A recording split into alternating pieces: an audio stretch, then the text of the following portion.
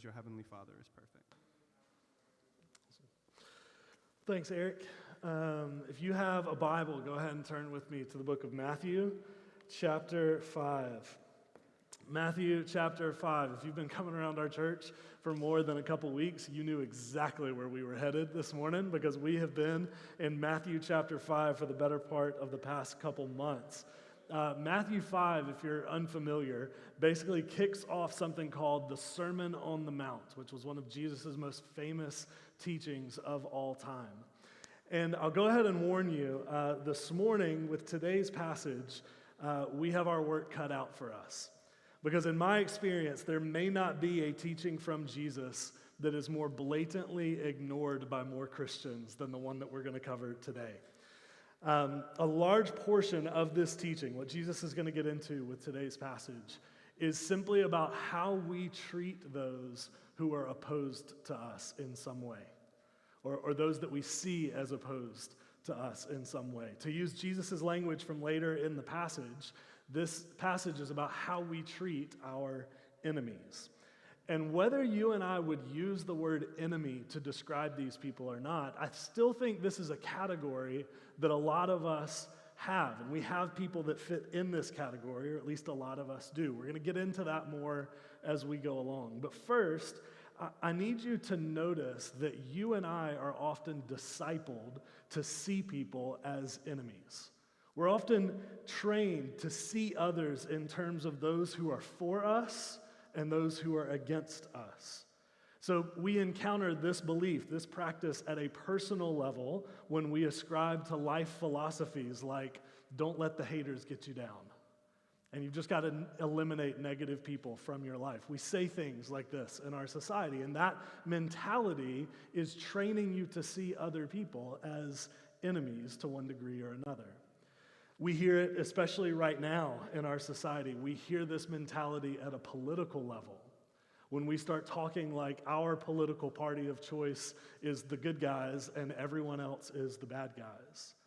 We sometimes are even trained to see other people like this at a global scale, when we believe things like America being the greatest country ever and every other nation is either jealous of us or wants to destroy us.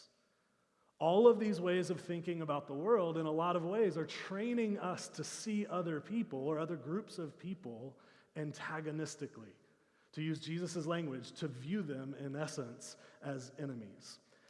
And Christians are not exceptions to having this us versus them mindset. Far from it, actually. In some cases, I would say Christians are actually the most guilty of this mentality, at least some Christians. So as we speak right now, as an example, a popular Christian recording artist, I won't mention his name because that's not the point, but a popular Christian recording artist is touring major U.S. cities. In each city, he sets up a massive public outdoor worship concert. He neglects to file for a permit to do that, which is legally required. He gathers hundreds of people in defiance of local COVID-19 safety protocols, and then he rants on Twitter afterwards about how the government is so opposed to him and they're persecuting him for fining him for doing all of that. So he is, in essence, manufacturing enemies. He's seeking out this sort of antagonistic lens of viewing other people. So whether it's something like that, or viewing culture through the lens of the culture wars, if you've heard that terminology thrown around, whatever the particular view or expression of it is, sometimes Christians are on the front lines. They are the most guilty of seeing the world in this way, this approach to other people as being very antagonistic. And the irony, I think, is that an awful lot of the time, the people that we antagonize for being against us or persecuting us or whatever language that we use, at least in America, the irony is that many of them are not actually opposed to us at all. We just view it that way. But here's the thing, even if they were really opposed to us, I think sometimes our response and our posture towards those people ends up revealing that we have not taken Jesus' teachings to heart that he talks about today. Because in what we're about to read in this passage, Jesus is going to encourage an altogether different approach to our enemies, to those who seem opposed to us. And I'll just say right from the start, What Jesus lays out in today's passage is not only beautiful, it not only is a strategy towards enemies that has stood the test of time through the lives of people like Martin Luther King Jr. and people like that, but it is also precisely what our American society needs at this moment in history. Precisely what is needed in our world. So, all of that said, the stakes are high to understand what Jesus has to say here. So, let's dive in and see what he says. You can start following along with me in verse 38 of our passage. You have heard that it was said, an eye for an eye and a tooth for a tooth. So Jesus kicks things off in this passage the same way he has for the past several weeks of the Sermon on the Mount. He quotes a command or a principle of some sort from the Old Testament. This time, it's the one that says an eye for an eye and a tooth for a tooth. That's Exodus 21:24 if you want to go back and read it on your own time. Now, as barbaric as that principle, an eye for an eye, tooth for a tooth, might sound to us today, it's actually a very helpful principle that lies at the heart of our justice systems to this day. It's often called the lex talionis, which means loosely, the punishment should fit the crime. That's the idea. Very important, very foundational idea when it comes to justice. And this is a very important idea both back then and today in our society.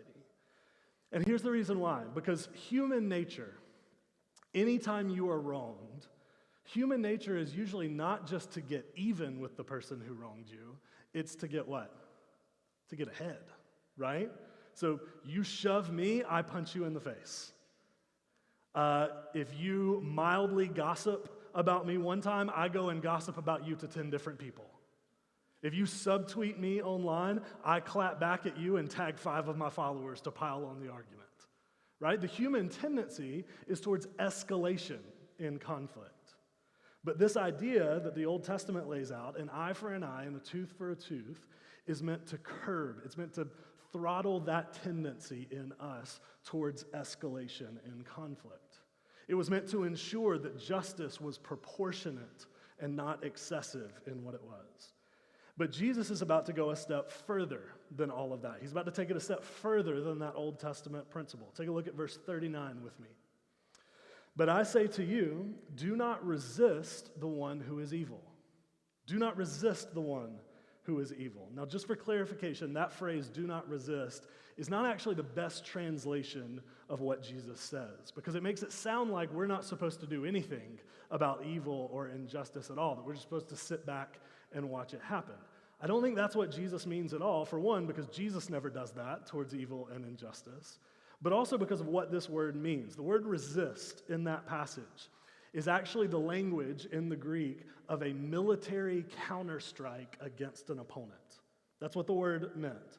So more accurately, what Jesus was saying here is do not use violence to resist an evil person, or do not retaliate or take revenge against an evil person.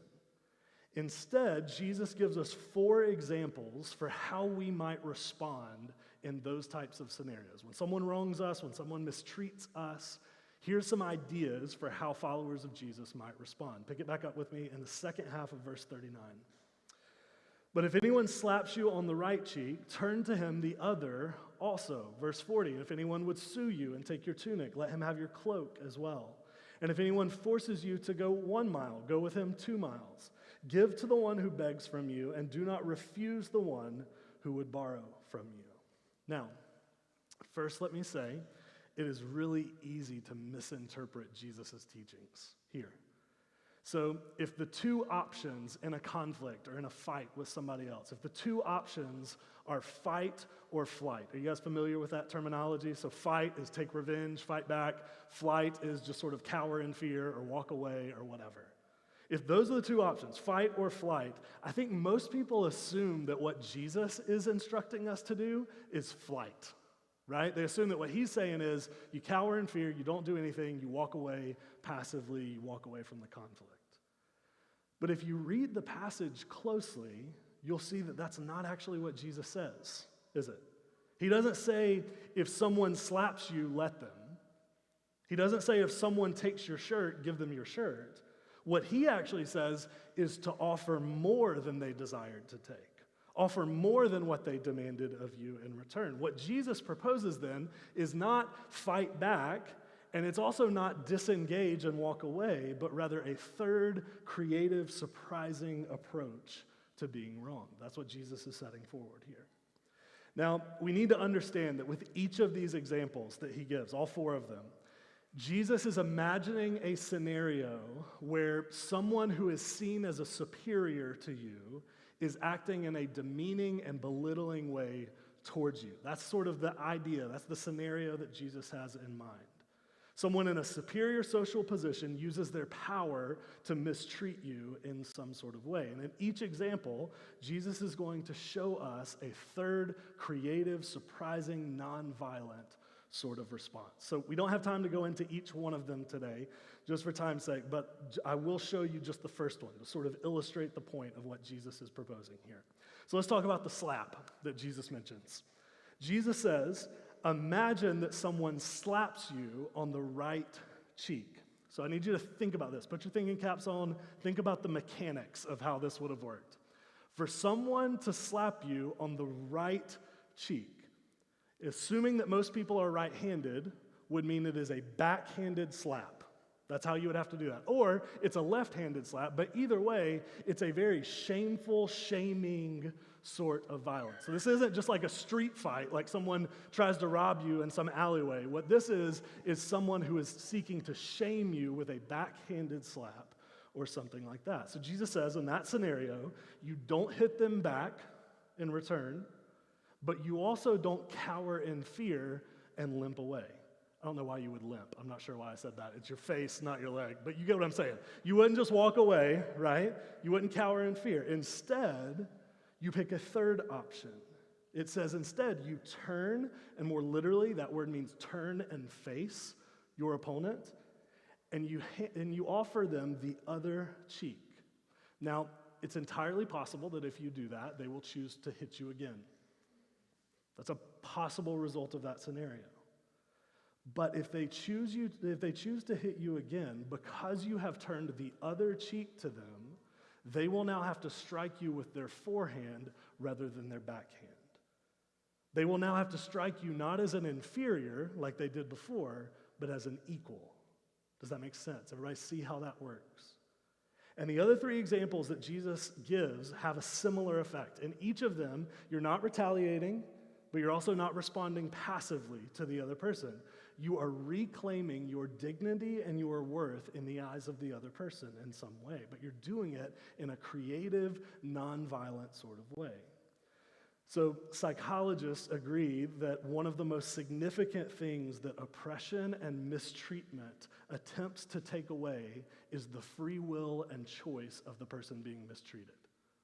That's what oppression does. It takes away their free will and choice. And in a very subversive way, when you respond the way Jesus says to respond, you are communicating to the person who wrongs you that your worth, your value, and the image of God in you is not something that can be taken away. No matter how they choose to treat you, no matter what they choose to do, because your dignity and worth go deeper than a slap, deeper than a cloak or a tunic, deeper than an inconvenience, and deeper than your wallet. So what you're doing is you're reclaiming dignity and worth in the eyes of the other person, but you're doing it in a nonviolent sort of way, non-retaliatory sort of way. Now, quickly, before we move on, I do need to make one important clarification about what Jesus teaches here.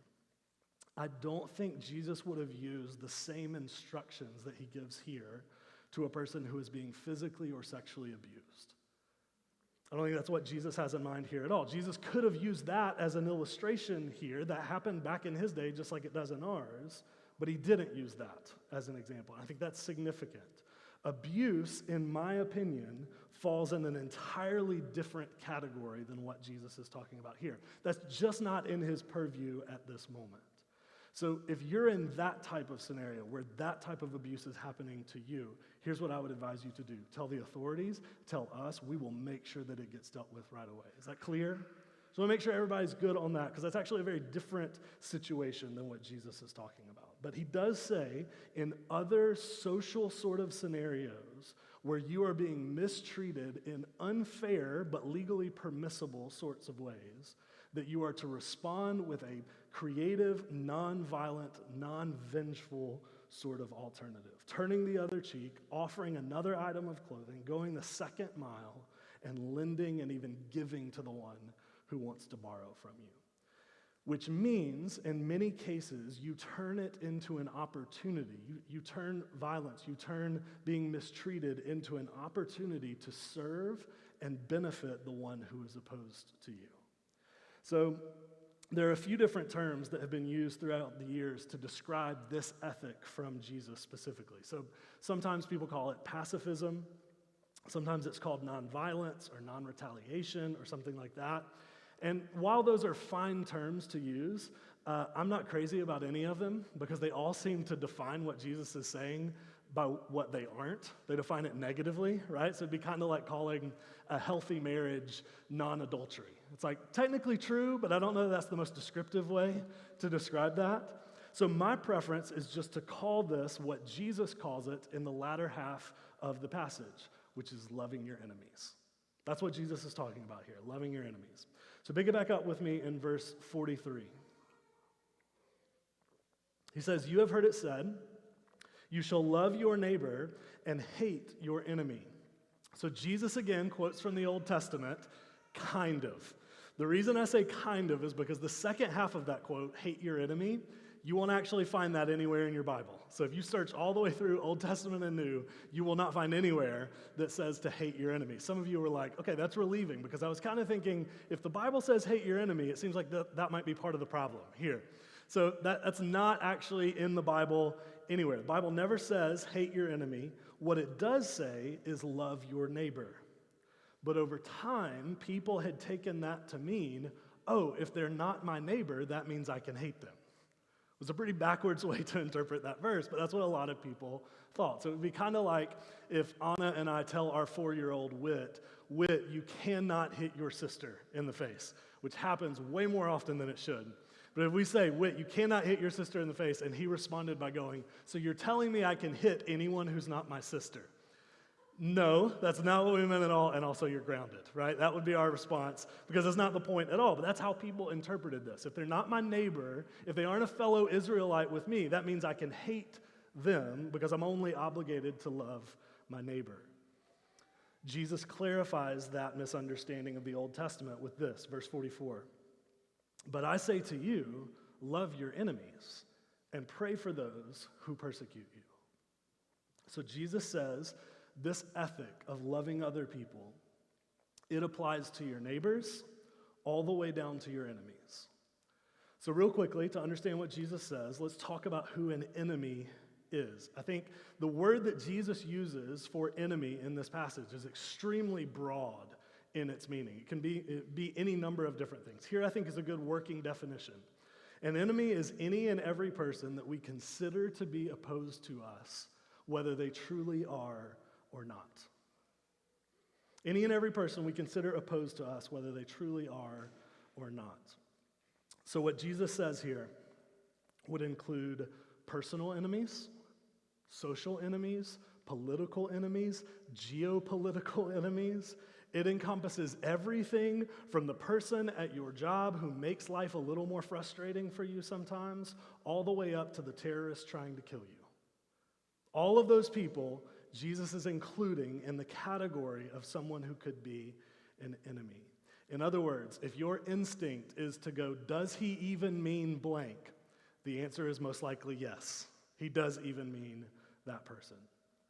Now, we also need to realize, and I think this is especially important for our modern society at this moment, that enemies can be individual people or they can be groups of people.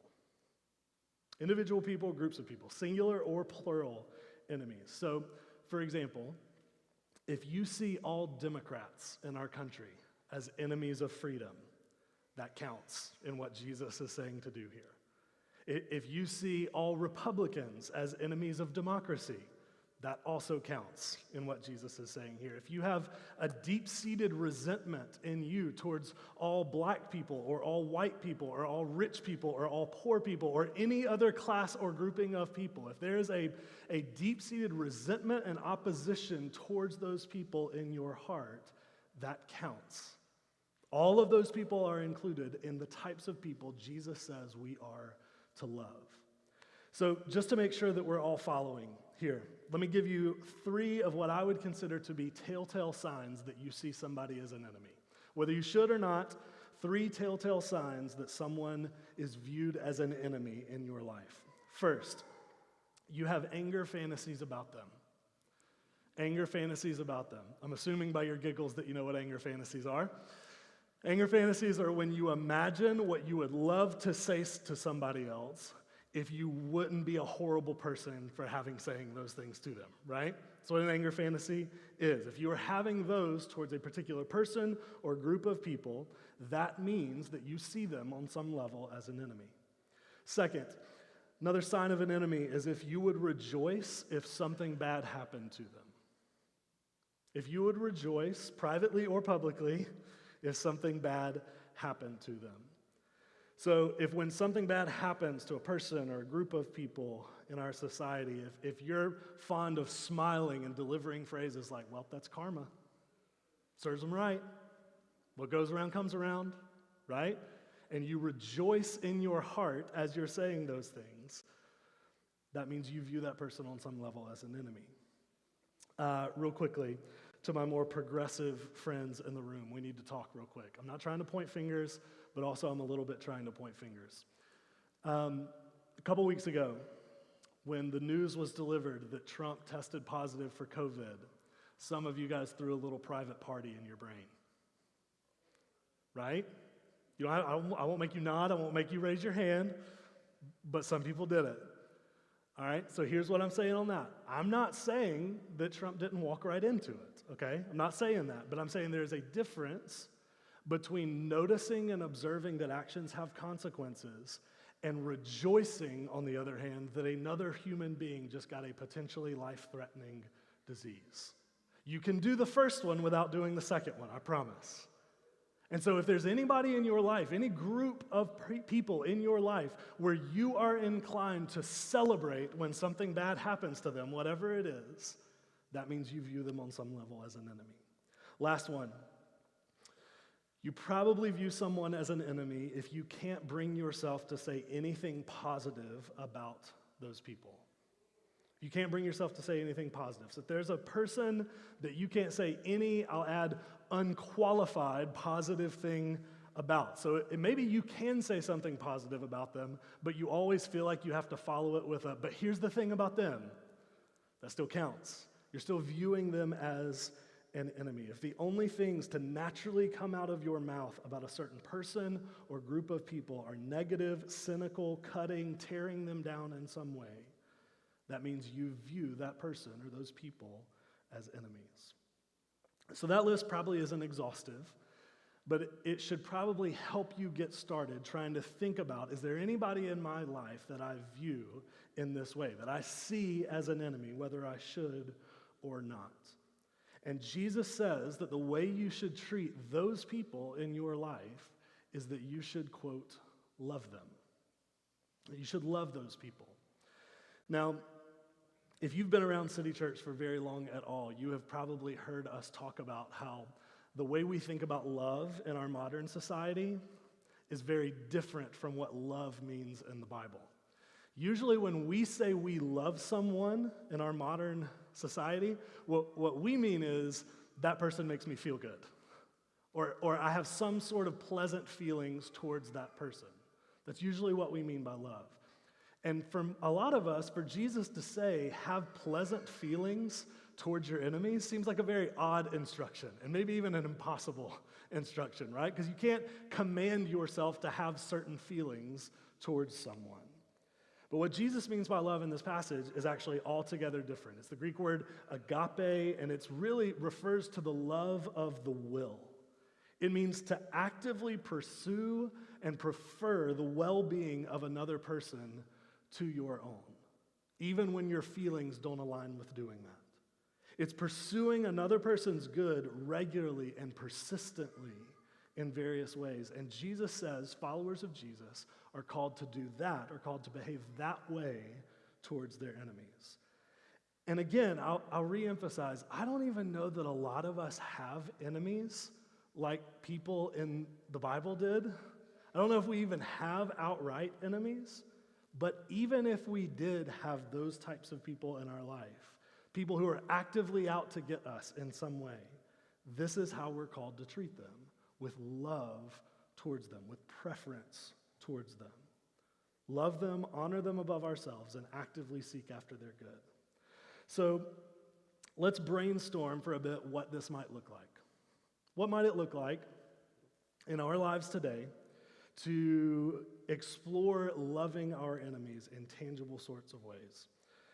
Let's say first that you have a boss or supervisor that you work for. They absolutely have it out for you in some way. They criticize you constantly. It seems like they always pick you as the person that has to work late all of the time. So in that scenario, that person is out to get you. You see them as your enemy. Maybe you agree to work late when they ask. And maybe you show up the next morning after you just worked late the night before with your supervisor's favorite espresso drink in your hand. Maybe you do that on a regular basis. Maybe you look for ways to compliment them, go out of your way to say nice things about them in front of other people at your job.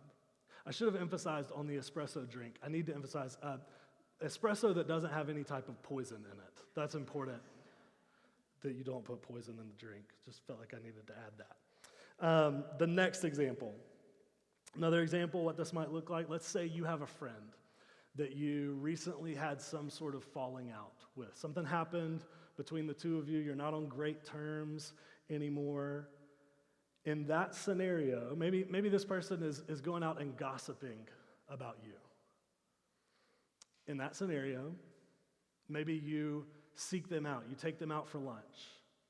Maybe you get together with them, ask them how their week is, ask what's good and what's hard in their life and how you might be able to help with what's going on in their life. Maybe you seek them out and look for ways to proactively serve them in response. Let's get real practical on the topic of enemies, maybe a category you wouldn't have thought about in this way before, but is probably accurate to some of us. Let's talk about in-laws. So I have great in-laws. I should say that. They listen to this podcast, but even if they didn't, I would say that.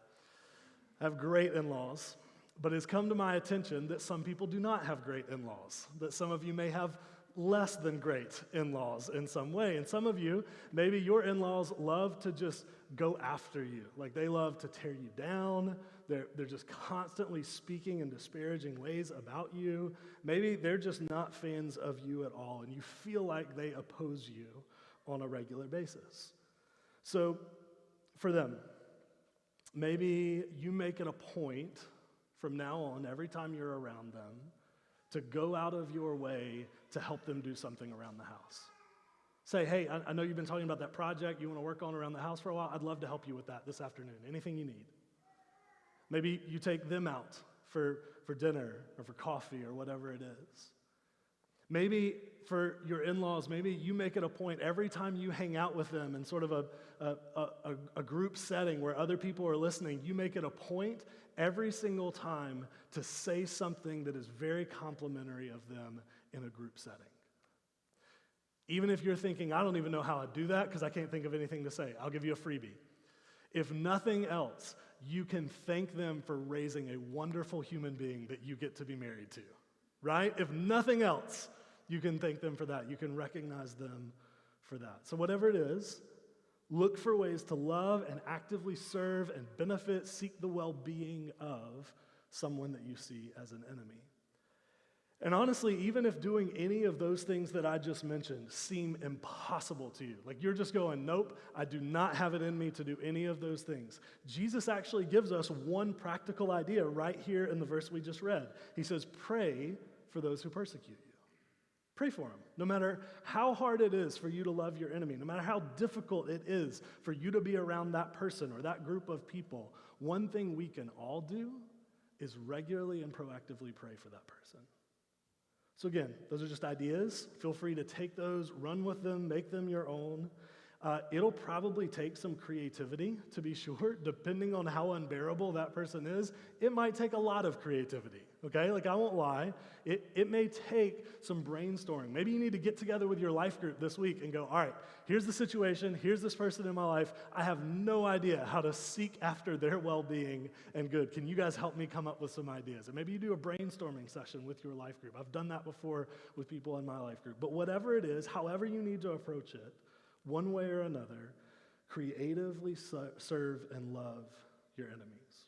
Now, because I know human nature, I know what a lot of us feel in response to a teaching like this from Jesus. I know what rises up in our chest as we think about what it might look like to love our enemies. We hear Jesus say things like, love your enemies and pray for those who persecute you. And there's a real part of us that is like, yeah, Jesus, but that's just not an effective way to go about life. It just doesn't work. Jesus, like, sure, that sounds nice to say in theory, love your enemies, but if I do that to the people that oppose me, if I love and serve my enemies, they're just going to keep walking all over me. They're just going to keep mistreating me. They're going to keep having it out for me. It sounds nice in theory, but it doesn't work. It's not effective in practice. And I think if we're honest, that's the biggest objection that a lot of us have, especially as modern Americans, to the idea of loving our enemies, is we just say it doesn't work. It's not effective at all. So let's talk about that for a bit. Let's talk about the belief that non-retaliation and loving your enemies doesn't practically work, that it's not practically effective. So I'm assuming that by us saying that, what we mean is that the alternative to loving our enemies, retaliation, getting even with the other person, getting back at the other person, I'm assuming what we mean is that those approaches are effective, or at least that they're more effective than loving those people. So let's consider whether or not that's accurate. Imagine a scenario with me. Let's say, again, someone at your job, maybe this time it's a fellow colleague. Let's say they are just absolutely out to get you. They hate you with everything in them for no particular reason. They just want to make your life a living nightmare at work. So let's say because of that, they start spreading rumors about you at the office that aren't true, which leads to people at the office having to sort of pick sides between you and them because there are factions forming, right? We're approaching a civil war in the workplace. They're having to pick teams. And let's say that in return to them gossiping about you, you go and tell your boss that that other person has been leaving early every single day and not staying all the way until 5 o'clock. And let's say that in response to that, that other person goes and tell the boss that you have been stealing money from the company. And then you get fired as a result of that. And now everybody else at the office is walking on tiptoes around that other person because they're wondering, when are they going to get me fired? So I think more often than not, something like that is what ends up happening when revenge and retaliation is everybody's MO. When we operate in that way, I think things like that end up happening. Whether it's that severe or not, that is what happens. It creates an antagonistic environment where everybody's trying to get even, everybody's trying to get ahead, and it makes life miserable for everybody. So let me ask you, does that sound like it's effective? I mean, best we can say is it's effective in the short term, right? If we're just being optimistic about it, we can say it's effective in the short term, horribly ineffective, and detrimental in the long term. Does that sound like it works to you? So let's do one other one. This one we'll do it on a slightly bigger scale, slightly different scenario, and this one's a real scenario. And let me just say, I get that what I'm about to do is a little risky in a room with a lot of people, but I need you to see the importance of what Jesus teaches us here. Here is what I would describe as a brief summary of the past several months in the United States of America. Some police officers respond to those resisting arrest with the excessive use of force, in many cases unnecessarily killing and harming men and women of color. Some people respond to that excessive use of force by police officers with violent retaliatory protests. Many of them were not violent, but some of them were. They were violent, there was arson, there was rioting. In response to that rioting, our president sends in marked and unmarked officers to quell the violence by shooting rubber bullets and tear gas at people, even the people who were protesting peacefully. In response to that, some of the protests grow more violent in more cities, and in responding to that, at least one 17-year-old responds by crossing state lines with an assault rifle, anticipating that there will be an opportunity to use it. And he does. He kills 2 people. In response to events like that, people continue to threaten, harm, and even kill some police officers. So with all of that laid out, let me ask you the same exact question. Is retaliation working in our country? Is it effective? Because I'm watching all of this go down, and it sure doesn't seem like it's working. It doesn't seem like it's effective. And I get that some of us could respond to any of that by going, well, it's better than what would happen if nobody did anything. And maybe you're right. I don't know that we ever respond that way to know if it's any better. But all I'm saying is if we are going to cast doubt upon the teachings of Jesus because they're not effective, let's at least have the humility to admit that our solutions aren't all that effective either. That the alternative's not all that effective either. It doesn't work either. And far more importantly than what works or doesn't work, far more importantly than what's effective or ineffective, and this needs to be said, we don't obey Jesus primarily because it's effective. We obey Jesus because it's faithful.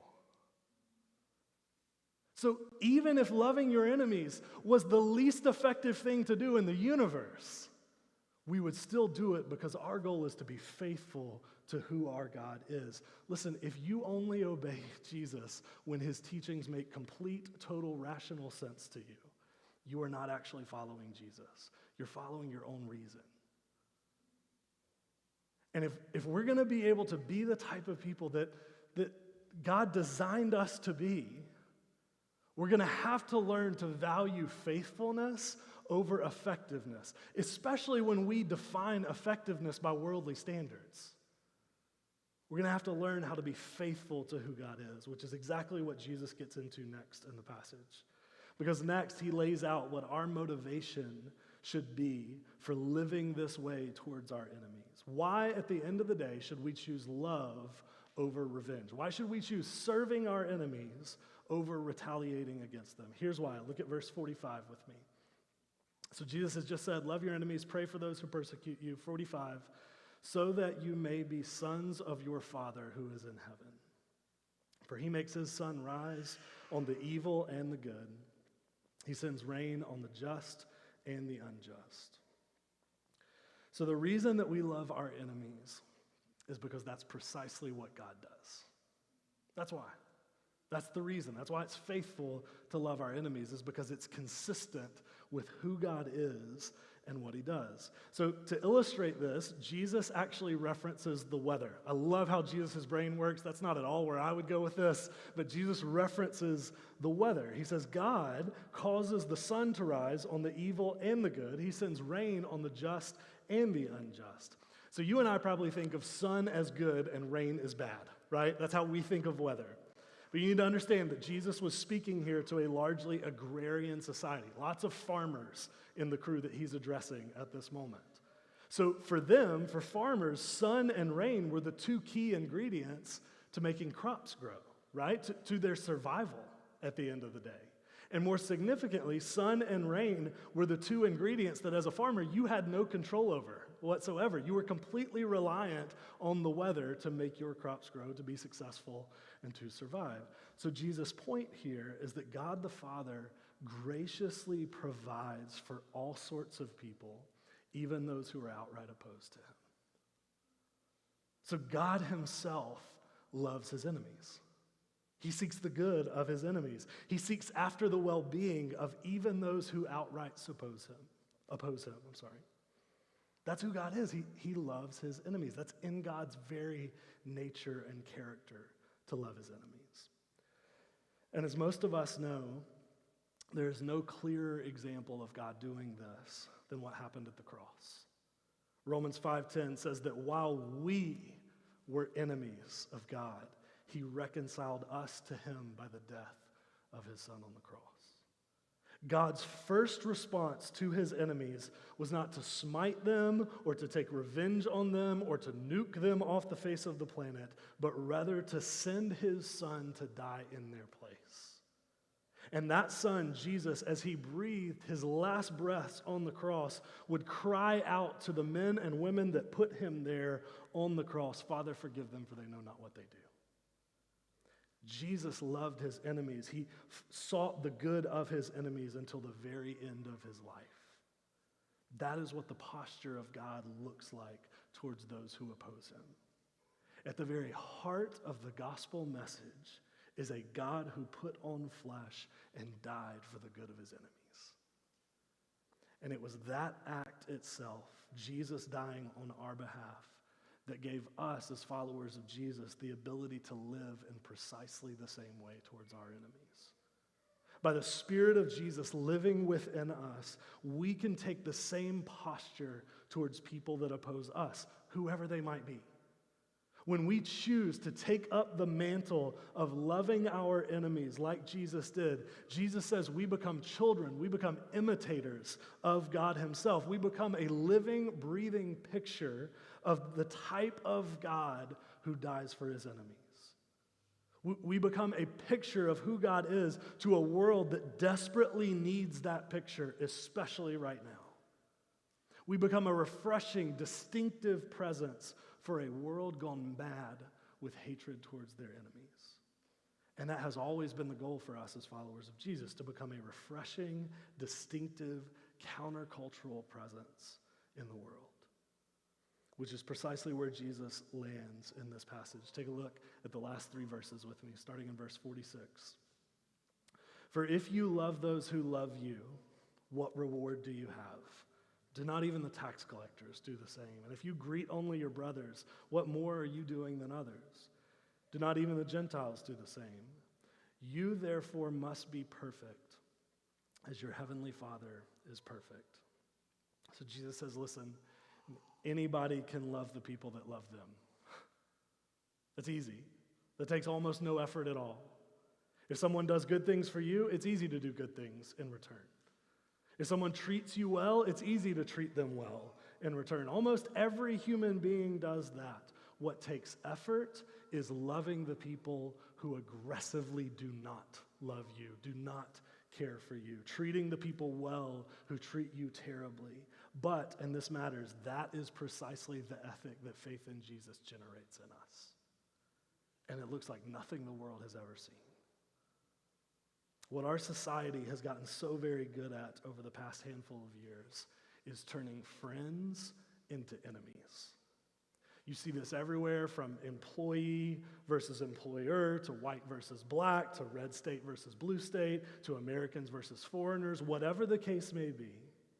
This is what we're really good at, is making friends into enemies. We take a coworker or a classmate or a neighbor or a friend or an acquaintance, somebody that we are in regular proximity to, that we have a shot at friendship with, and once we find out that they're just a little bit difficult, a little bit frustrating, a little bit different than us, they voted for the other guy, as soon as we find that out, we quickly write them off and assign them to the other team. Sin leads us to turn friends into enemies. What Jesus is suggesting here in this passage is that we can turn enemies into friends. By choosing to love those who oppose us and are against us, we build bridges where there previously weren't any. And let me just ask you this, if you decided to love your enemies persistently in your life, if you decided to take that ethic, no matter how they treated you, do you not think some of them would change their posture towards you eventually? I'm not saying immediately. I'm not saying it happens overnight. I'm not saying you do one nice thing for them and they change their mind about you. But if you sought this as a regular pattern towards them, do you not think eventually they would change their mind about you, at least some of them? Do you not think if you actively sought after the good of other people that had a tendency to antagonize people, do you not think it would eventually have an effect on their attitude towards other people in general? I think it just might. I think we've seen it happen before in human history. We've seen it happen all the time. It happened with Jesus towards us. But again, even if it doesn't yield any tangible results at all, it's still the faithful thing to do because it's what God did. It's who God is. So there's no doubt about it. Living this way will be counterintuitive in nearly every way. It will be challenging. It will be difficult. There will be times where you just want to bail on it and just take every bit of frustration and anger you have out directly on the people who oppose you. But in those moments, here's what I would offer you. Remember, you have the Spirit of the resurrected Jesus living within you. You have the servant-hearted, enemy-loving blood of Jesus coursing through your veins. Hebrews 12:3 says it like this: "Consider him who endured such opposition from sinners so that you will not grow weary and lose heart." It's in what Jesus endured on our behalf that gives us the ability to love our enemies, and it gives us the ability to hang in there even when it seems like the most difficult thing to do. To be sure, loving your enemies is an impossible ethic to live out on your own. Absolutely impossible. But you aren't on your own. You have the Spirit of Jesus living within you. Let me pray for us.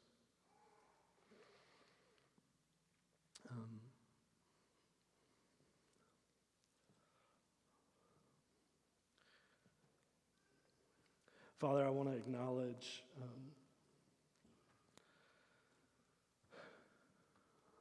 what to us can even feel like the foolishness of a command like this. God, we hear you say things like love your enemies and pray for those who persecute you. And it just feels so naive, so foolish. But God, you tell us in the letter to the Corinthians that there are times when obedience to you is going to look foolish to the world around us. God, you tell us that even what Jesus accomplished on the cross looked foolish to an awful lot of people. Who serves the type of Messiah that dies? And certainly, who serves the type of Messiah that dies on a cross? A shameful Roman torture device of a cross. But God, you choose the weak things in the world to shame the strong. God, what looks like foolishness in the eyes of the world is the wisdom of God. And so, God, I pray that you would fill us with the wisdom of God.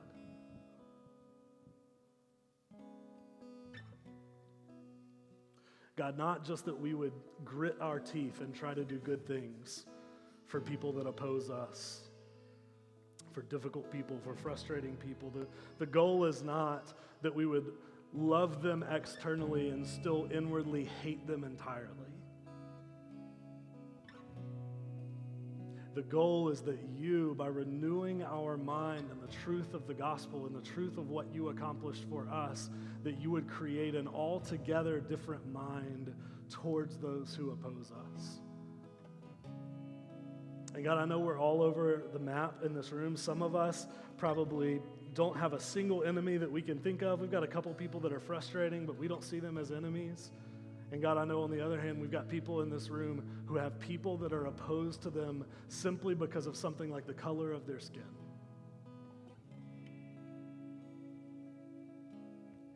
God, people who experience opposition on a regular basis for no logical reason at all. And so God, for all of us, I want to pray that you would send your Spirit to inhabit our minds and our bodies as we seek to live out who you are for a watching world.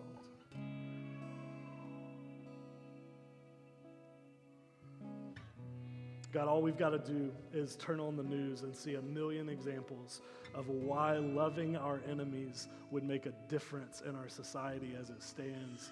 And God, I pray that you would turn us into a people that live out that ethic. God, that are so focused in on, or so dialed in on the extravagant grace that you showed us through the cross, that loving our enemies becomes not just the right thing to do, but the logical thing to do. That it would flow out of the forgiveness and the free grace that you have offered to each and every one of us. But God, I know that starts by having an encounter with you. If we've got any shot at this, God, that's going to have to come from an encounter with who Jesus is and what Jesus did for us. And so, God, my prayer is in these final moments of our gathering today, just that you would help each and every one of us to have an encounter with Jesus, maybe for the first time, maybe for the 1,000th time in our life, I don't know. But, God, that we would have an encounter with you, that we would be struck with awe and wonder at the type of God who loves his enemies. And God, that would course through us outwardly into the way that we treat other people. That's our prayer. We ask for your grace. We ask for the power of your Spirit to do that in us. It's in your name we pray. Amen. You guys are invited to stand and celebrate Jesus with us.